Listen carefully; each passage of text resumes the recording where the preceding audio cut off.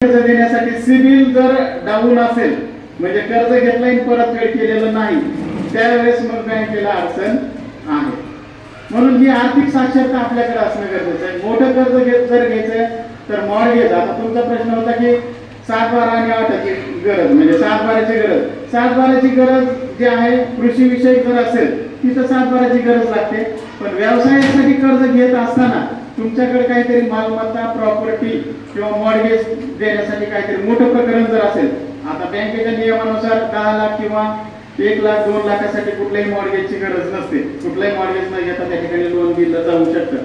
पण बँक सिक्युरिटीसाठी तुमची काहीतरी मॉर्गेज म्हणून मालमत्ता, तुमचा प्लॉट असेल किंवा तुमचं एफडी असेल, एफडीवर पण तुम्ही त्या ठिकाणी मॉर्गेज करू शकता. किंवा नोकरदाराचं पगारपत्रक असेल त्यावेळेला पण त्या ठिकाणी नोकरदाराचं पगारपत्रक त्या ठिकाणी मॉर्गेजमध्ये बँक कधी कधी घेत असते.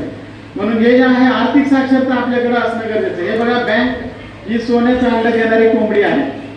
आपल्या सर्वांना माहित असेल सोन्याचं अंड म्हणजे बँकेची महत्वाचं कार्य तेच आहे. बँकेचं कार्य म्हणजे बँकेला उत्पन्न कुठून आहे? म्हणजे बँकेला नोटा छापता येतात का? नोटा छापू शकते बँक? नाही. आपलाच पैसा बँकेमध्ये असतो. एकाचा घ्यायचा आणि दुसऱ्याला कर्ज स्वरूपात वाटायचा. तुमच्या ठेवी घ्यायच्या, त्याला 5% व्याजदर द्यायचा आणि कस्टमरला वाटप केलं की त्यांच्याकडून 9% वसूल करायचं. म्हणजे मला जो 4%चा डिफरन्स आहे ते म्हणजे बँकेचं उत्पन्न आहे.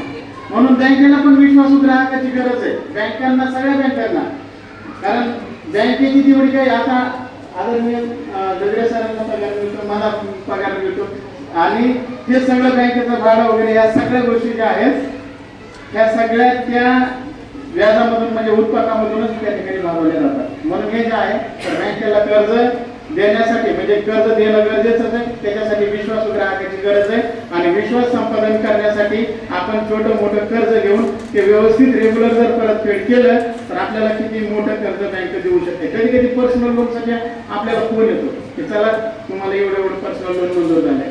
हे बघा, बोलण्यासारखं भरपूर आहे. अनेक विमा योजना आहेत आर्थिक साक्षरतेमध्ये. आणखी काही ठेवीचे अकाउंट आहेत, आरडी आहे, परत पीपीएफचं अकाउंट आहे. अशामध्ये आपण इन्व्हेस्ट करणं गरजेचं आहे ज्याच्यामध्ये आपल्याला रिटर्न्स काही येतात. म्हणून पैसा आहे बघा, पैसा जवळ राहिला तर वाढणार नाही किंवा पैसा जवळ जर राहिला तर तो कधी खर्च होईल सांगता येणार नाही. म्हणून पैशाची बचत पण आवश्यक आहे. म्हणून आरडीचा अकाउंट असतं, आरडी त्या ठिकाणी खोलणं गरजेचं आहे. तर बोलण्यासारखं बरंच आहे. परंतु आमचं जे ट्रेनिंग सेंटर आहे ग्रामीण स्वयंरोजगार प्रशिक्षण संस्था, त्या ठिकाणी पण एक बॅच त्या ठिकाणी सुरू आहे ब्युटी पार्लरची आणि त्या बॅचचा उद्या म्हणजे समारोप आहे आणि त्या बॅचचं पण तिथं थोडा लेक्चर म्हणजे काही सिलेबस राहिलेला तो घ्यायचा. म्हणून सरांना आणि मला थोडी त्या ठिकाणी घाई आहे म्हणून थोडं मी